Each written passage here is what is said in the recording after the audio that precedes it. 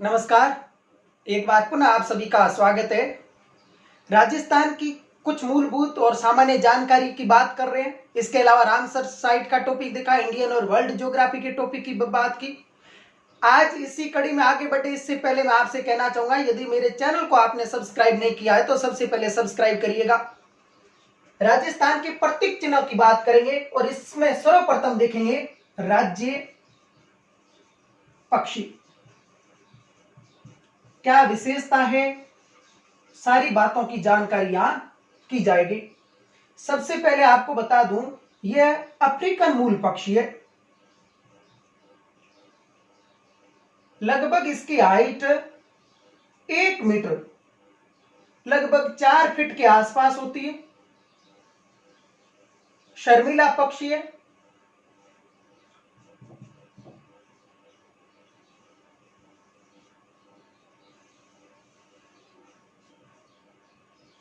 सोहन चिड़िया, गुदन मोर, धोरों का चीता आदि उपनाम से यह पक्षी जाना जाता है। जिस प्रदेश में यह पक्षी पाया जाता है वो सामान्यतः भारत में सबसे ज्यादा ये पक्षी कहां पाया जाता है, तो ये पक्षी सबसे ज्यादा अपने राजस्थान के इस प्रदेश में पाया जाता है।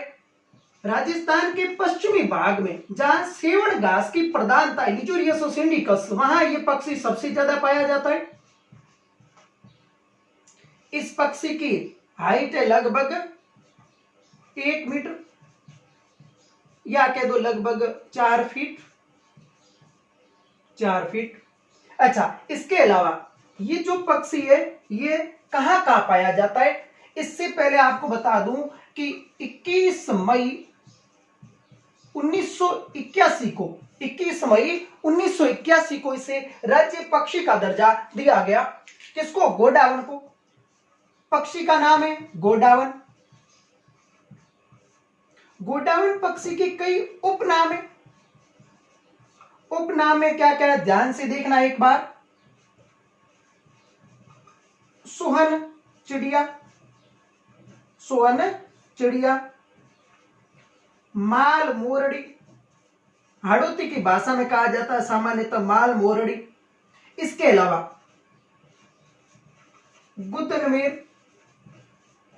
गुदनमेर, शर्मिला पक्षी,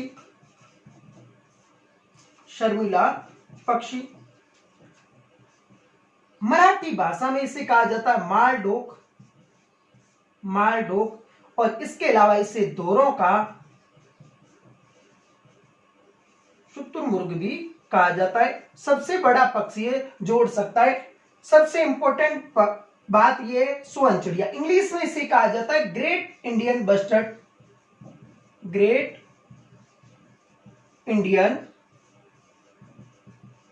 बस्टर्ड बर्ड।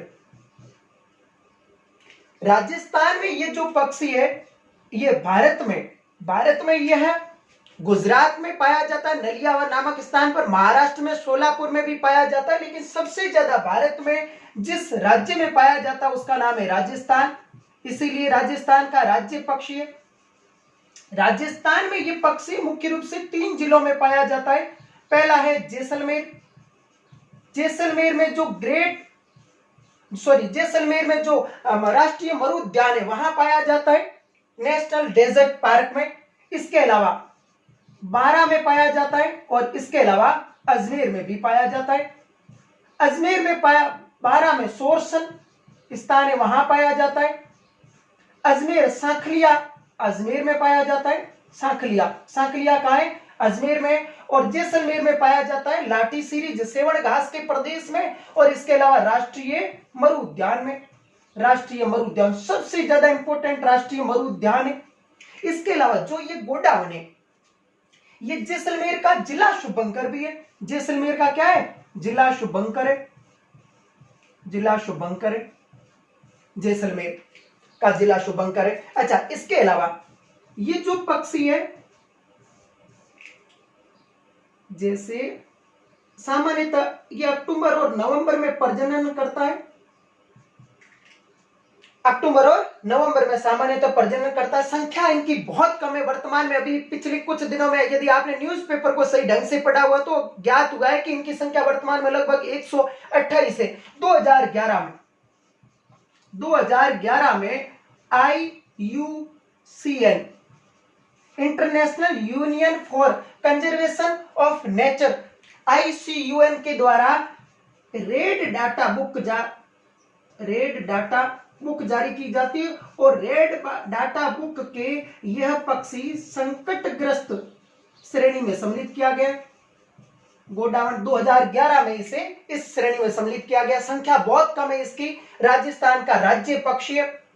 अच्छा, इसके अलावा 1980 में 1980 में लगभग 1 नवंबर 1980 को इस पर केंद्र सरकार द्वारा डाक टिकट जारी की गई। क्या जारी की गई? डाक टिकट जारी की गई। किस पर? गोडावण पर। अच्छा, केंद्र सरकार द्वारा 2013 में प्रोजेक्ट गोडावण चलाया गया। 2013 में प्रोजेक्ट गोडावण,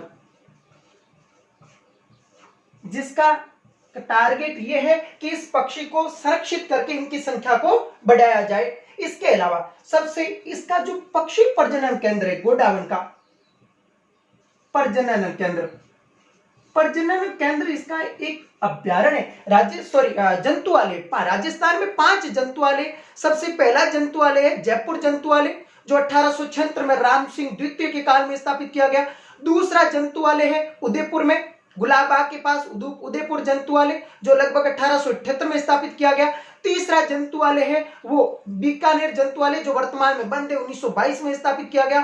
चौथा जो जंतुआलय वो जोधपुर जंतुआलय, जो 1835-36 में उमेश सिंह के काल में स्थापित किया गया। और स्वतंत्रता के पश्चात 5वां स्थापित हुआ कोटा जंतुआलय। जो जोधपुर जंतुआलय इसके प्रजनन के लिए प्रसिद्ध है। कौन सा जंतुआलय? जोधपुर जंतुआलय, प्रजनन के लिए। अच्छा, इसके अलावा ये पक्षी पाठशाला के लिए भी जोधपुर जंतुआलय प्रसिद्ध है। ये राजस्थान का राज्य पक्षी है गोडावण। इससे दर्जा कब दिया गया? 21 मई 1981 को राज्य पक्षी का दर्जा दिया गया। ये हल्के भूरे रंग का होता है। इसकी जो ऊपरी भाग है ये ब्लैक कलर का होता है, जो इसका ये भाग है ये सफेद रंग का होता है। हाइट लगभग 4 फीट होती है और सामान्यतः तो यह मादा जो होती है वो एक समय में 1 अंडा ही देती है। इस प्रकार इसका आप विथ स्क्रीनशॉट भी ले सकते हो, बाद में देख सकते हो आराम से।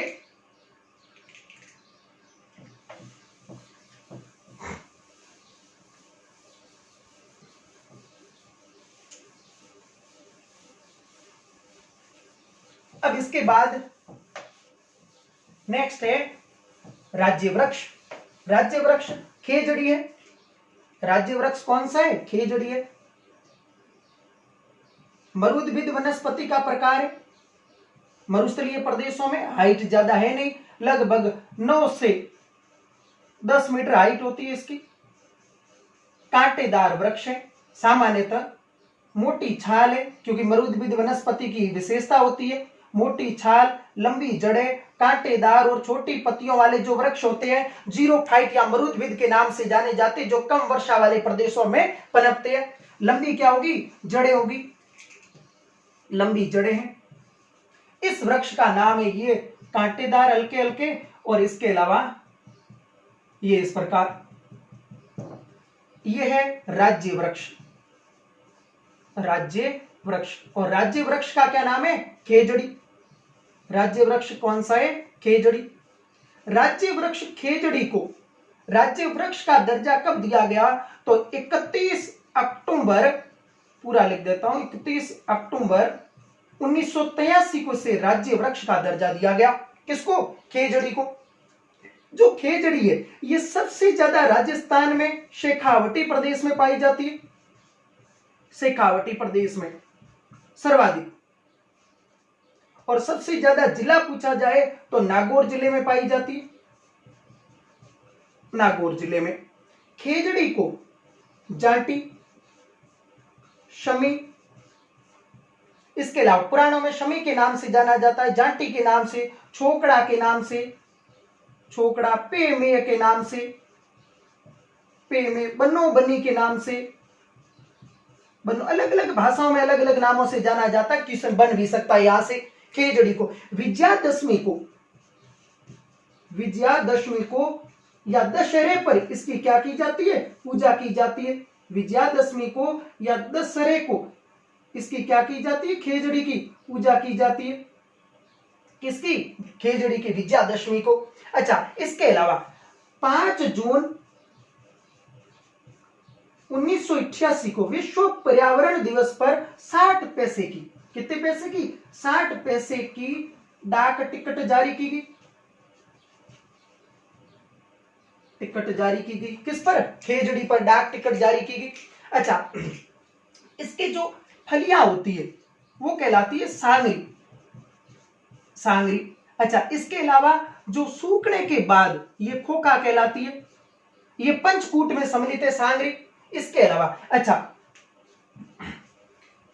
खेजड़ी है, इसके संदर्भ में राजस्थान में एक जगह है खेजड़ली, जोधपुर में है, और खेजड़ली में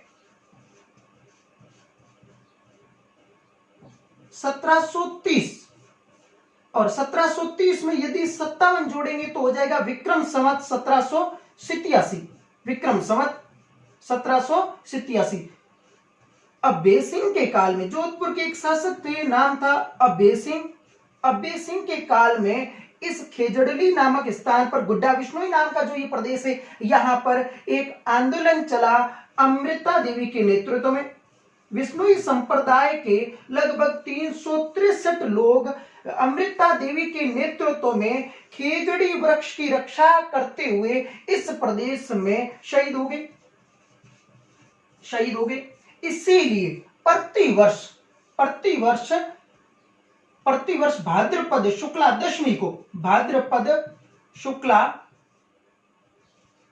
दशमी को यह विशाल मेला बढ़ता है, और प्रतिवर्ष 12 सितंबर को खेजड़ली दिवस मनाया जाता है। 12 सितंबर को प्रतिवर्ष क्या मनाया जाता है, खेजड़ली दिवस मनाया जाता है। प्रतिवर्ष 12 सितंबर को खेजड़ली दिवस मनाया जाता है। इसी से प्रेरणा लेकर 1972 में सुंदरलाल बहुगुणा और गोरा देवी के नेतृत्व में उत्तराखंड में चिपको आंदोलन चला। उसी से प्रेरणा लेकर पांडुरंग हेगड़े की अध्यक्षता में कर्नाटक में अप्पिको आंदोलन चला, और अप्पिको का अर्थ होता है बाहों में बढ़ना। खेजड़ी में एक यहां जीव पाया जाता है, नाम है सेले स्ट्रोना। एक है ग्लाइकोट्रेना या ट्रोना। ये 2 ऐसे जीव है जो इस खेजड़ी को सुखा देते हैं, जिसके कारण ये खेजड़ी है वो सूख जाती है। सेलेस्ट्रेना और ग्लाइकोट्राना ये जीव है यहां पर इस खेजड़ी में लग जाते हैं। पश्चिमी राजस्थान में अच्छा 1899 में भयंकर इस प्रदेश में पश्चिमी राजस्थान में अकाल पड़ा, और उस अकाल को कहा जाता है छप्पनी अकाल, क्योंकि विक्रम संवत कितना था 1956, इसमें 57 जोड़ोगे तो विक्रम संवत आ जाएगा 1956। इसे छपनिया अकाल कहा जाता है, और इस अकाल के समय ये यहाँ इस पश्चिमी राजस्थान में सबसे इंपॉर्टेंट यहाँ के लोगों के जीवन जीने का आधार बनी। किस अकाल के समय, छपनिया अकाल के समय। इससे पश्चिमी राजस्थान का इसे गौरव कहा जाता है, कल्प वृक्ष कहा जाता है इसे। किसको, खेजड़ी को राजस्थान का गौरव या पश्चिमी राजस्थान का गौरव और कल्प वृक्ष के नाम से भी जाना जाता है। और इस पर डाक टिकट जारी की गई 5 जून 1988 को। 1991 में इसको संरक्षित करने के लिए और इसको बढ़ाने के लिए ऑपरेशन खेजड़ा चलाया गया, या ऑपरेशन खेजड़ी चलाया गया।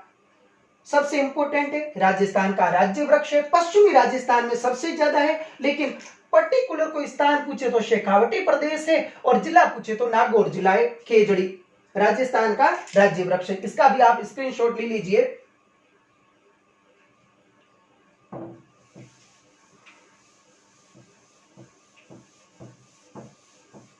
हाल ही में चर्चित रीट एग्जाम के लिए भी ये इंपॉर्टेंट है। यदि आप इसमें पूरा पढ़ लोगे तो कोई समस्या नहीं आएगी। क्वेश्चन खूब सारे यहां से बनते हैं और बनते आए हैं और बढ़ते रहेंगे। अब बात करते हैं राजस्थान के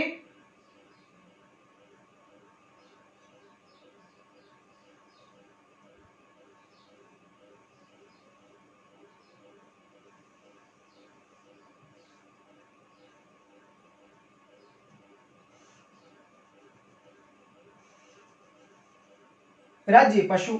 ये राजस्थान का राज्य पशु है, इसका नाम है चिंकारा। एंटीलोप प्रजाति का है क्योंकि इसके सींग है।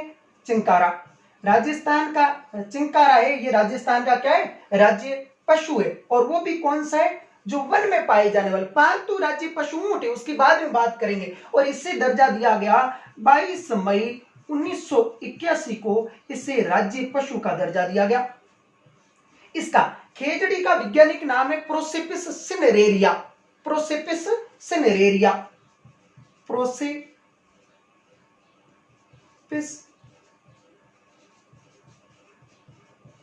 सिनेरेरिया, ये तो है खेजड़ी का वैज्ञानिक नाम। और चिंकारा का वैज्ञानिक नाम है गजेला। गजेला गजेला गजेला किस प्रजाति का है, एंटीलोप।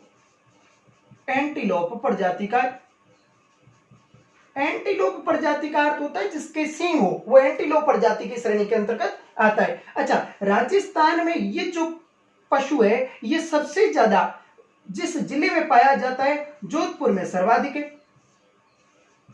जोधपुर में सर्वाधिक है। किस जिले में सर्वाधिक है, जोधपुर में। एक अभ्यारण्य है नाहरगढ़ अभ्यारण्य। यदि आपने पिछले वीडियो सही ढंग से देखे हो तो बात कर रखी है जमवार रामगढ़ अभ्यारण्य और नाहरगढ़ अभ्यारण्य कहां पर है, जयपुर में है। जयपुर। नाहरगढ़ अभ्यारण्य कहां है, जयपुर। ये अभ्यारण्य चिंकारा के लिए प्रसिद्ध है। एक राजस्थान में जिला है श्री गंगानगर। श्री गंगानगर, इसका जिला शुभंकर है। ये जिला शुभंकर है। अच्छा, क्वेश्चन बनने का तरीका देखो। राजस्थान का राज्य पशु चिंकारा है, जिसे 22 मई 1981 को राज्य पशु का दर्जा दिया गया। यह निम्नलिखित में से किस जिले का जिला शुभंकर है, जोधपुर, जयपुर, श्री गंगानगर या दौसा। इस प्रकार क्वेश्चन, तो सही आंसर क्या होगा, श्री गंगानगर। गोडावन किसका जिला शुभंकर है, जैसलमेर का है। चिंकारा। इसके अलावा ये छोटा हिरण उपनाम से भी जाना जाता है। छोटा हिरण उपनाम से जाना जाता है, छोटा हिरण। हिरण और जो खास करके हिरण और इसमें फर्क ये कि इसके सींग कभी नहीं गिरते, आजीवन इसके सींग बने रहते हैं। चिंकारा। राजस्थान में इनकी संख्या हाल फिलहाल देखी जाए तो कोई बड़ी समस्या नहीं है, खूब मात्रा में पाए जाते हैं। सबसे ज्यादा किस जिले में, जोधपुर में। अभ्यारण्य सबसे ज्यादा कौन सा है, नाहरगढ़ अभ्यारण्य में पाए जाते हैं। और किस जिले का जिला शुभंकर है, श्री गंगानगर का। राज्य पशु का दर्जा कब दिया गया, 22 मई 1981 को। वैज्ञानिक नाम है गजेला। गजेला एंटीलोप प्रजाति का है।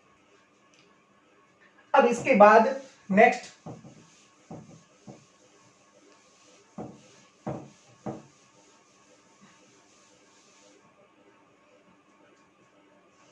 राज्य पुष्प। राज्य पुष्प।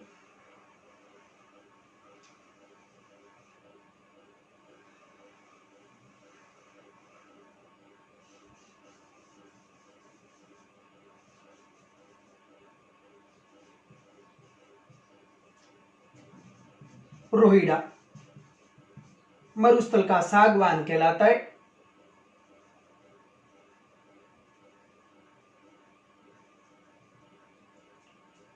मरुस्थल का क्या कहलाता है, टीक। टीक सागवान को कहते हैं, मरुस्थल का सागवान। सागवान या मरुस्थल का या पश्चिमी राजस्थान का मरुशोभा कहलाता है। इसका जो रोहिड़ा का पुष्प है, रोहिड़ा पुष्प, इसे क्या दिया गया है, राज्य पुष्प का दर्जा दिया गया है। पुष्प का दर्जा। इसे राज्य पुष्प का दर्जा कब दिया गया, तो 1983 1983 में इसे राज्य, डेट कोई फिक्स है नहीं, 1983 में इसे राज्य पुष्प का दर्जा दिया गया। ये जो पुष्प है ये मार्च और अप्रैल में खिलते हैं।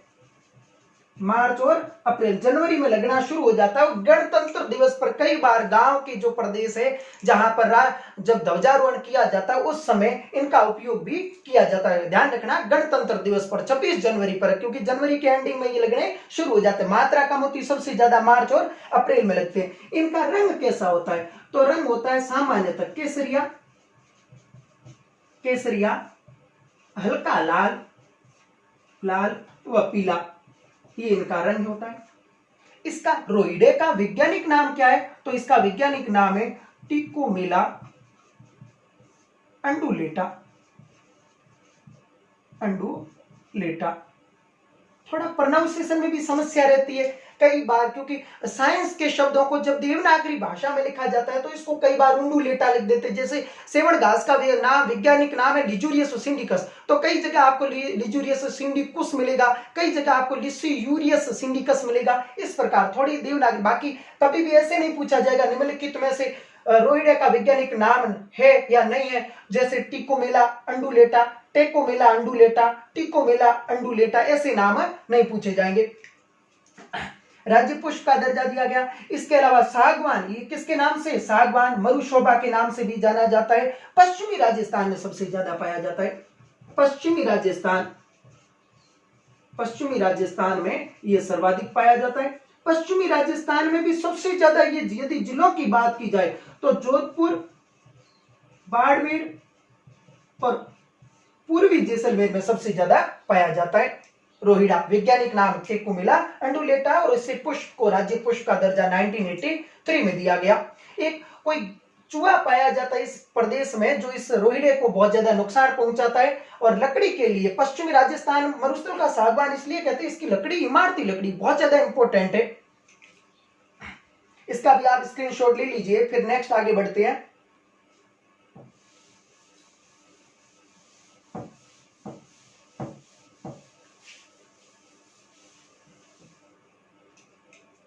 अब इसके बाद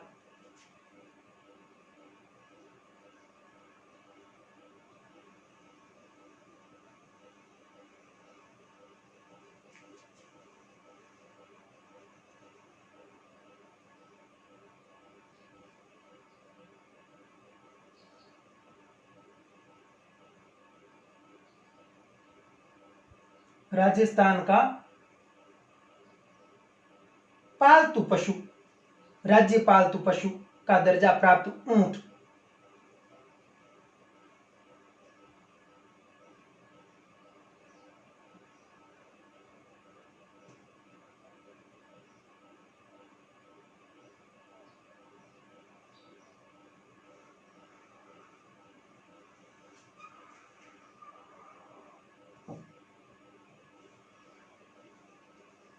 थोड़ी भावनाओं को भी समझना।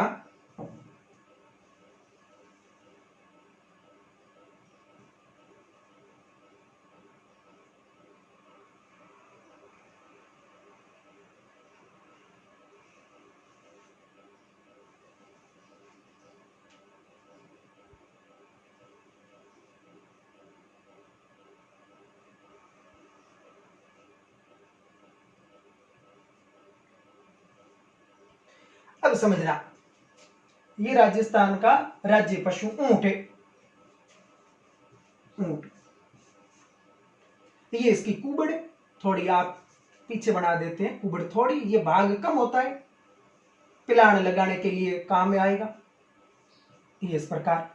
अब ऊंट को राजस्थान के पालतू राज्य पशु के रूप में जब 30 जून 2014 को वसुंधरा राज्य सिंधिया सरकार की बीकानेर में बैठक हुई थी, तब घोषणा की गई थी कि ऊंट को राज्य पालतू पशु का दर्जा दिया जाएगा, जिसकी अधिसूचना 19 सितंबर 2014 को जारी कर दी गई।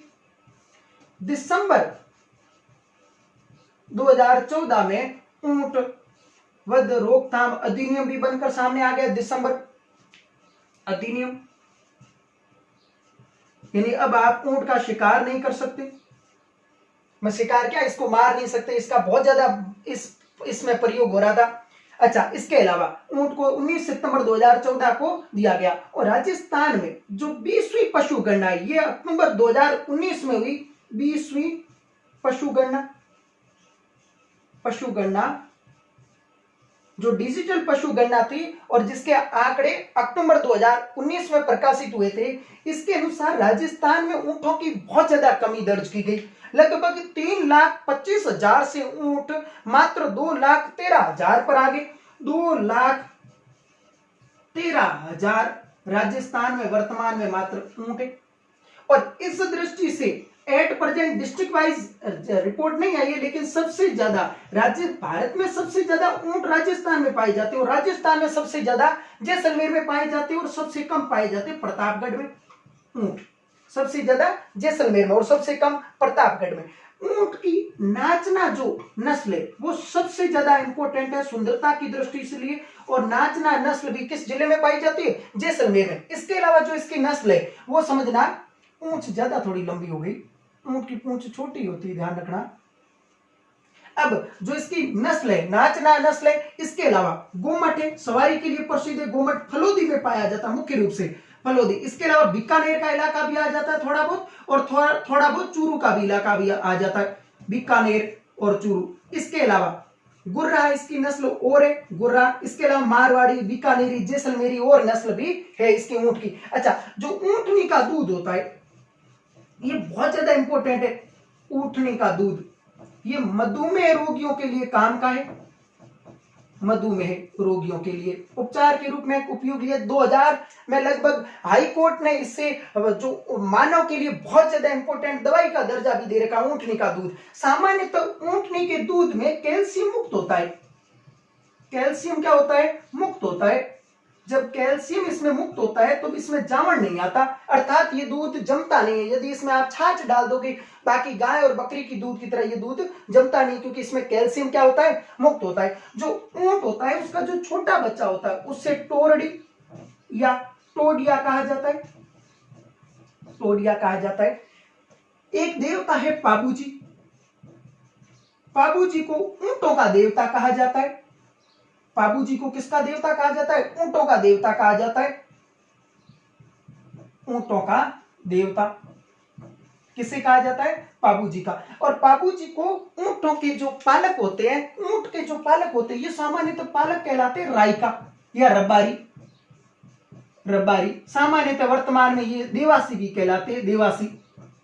तो ये ऊंट पालन का काम करते हैं और ये पाबूजी की पढ़ दिलाते हैं। जब नाइट में ऊंट खो जाने के या ऊंट के संदर्भ में उनको कोई बीमारी नहीं लगे, इस संदर्भ में पाबूजी की पढ़, राइका या कोई भी सामान्यतः जाति है वो किसकी पढ़ लगाएगी? पाबूजी की पढ़ लगाएगी। अच्छा, इसके अलावा ऊंट की खाल पर जो चित्रकारी की जाती है उसे उस्ता कहा जाता है, उस्ता। और ऊंट की खाल पर जो कलाकारी की जाती है यह लाहौर से अनूप सिंह, बीकानेर के शासक थे अनूप सिंह, उनके द्वारा लाई गई राजस्थान में। और बीकानेर इसके लिए प्रसिद्ध है, उस्त कला के लिए। कौन सी कला के लिए? उस्त कला के लिए सबसे ज्यादा प्रसिद्ध जिला कौन सा है? बीकानेर। और इस बीकानेर जिले में अनूप सिंह उस्त कला का स्वर्ण काल कहलाता, अनूप सिंह का काल। और बीकानेर में एक व्यक्ति नाम है हिस्सामुद्दीन उस्ताद।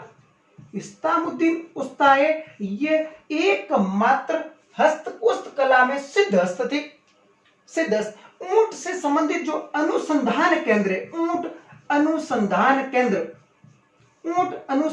केंद्र है जोहड़बीड़। और जोहड़बीड़ कहाँ है? जोहड़बीड़ बीकानेर में है। ऊंट का कोई राजस्थान में कोई चिकित्सालय नहीं है, लेकिन विश्व में पहला जो ऊंट चिकित्सालय बना है वो दुबई में बना है। पक्षी यहाँ अपने चिकित्सालय जयपुर में बन चुका है, लेकिन ऊंट का कोई चिकित्सालय नहीं बना। अनुसंधान केंद्र कहाँ है? जोहड़बीड़ में, ऊंट से संबंधित। अच्छा, इसके अलावा बता दूं 1857 की क्रांति में बीकानेर के शासक है वो पंजाब में ऊंटों पर सेना लेकर गए थे। और 1857 की क्रांति में अंग्रेजों की सहायता करने के लिए सरदार सिंह नाम करके शासक थे बीकानेर के, सरदार सिंह नाम करके शासक थे, वो ऊंटों पर सेना लेकर यहां गए थे। ऊंट को कई रोग होते हैं, प्रसिद्ध रोग कौन कौन से? सर्रा रोग, जिसकी रोकथाम के लिए अभी राज्य सरकार और केंद्र सरकार ने योजनाएं भी चला रखी है। और इसके अलावा ये ऊंट को रोग होते हैं, खास करके इनके कारण इनको बहुत ज्यादा समस्या रहती है। किसको? ऊंट को।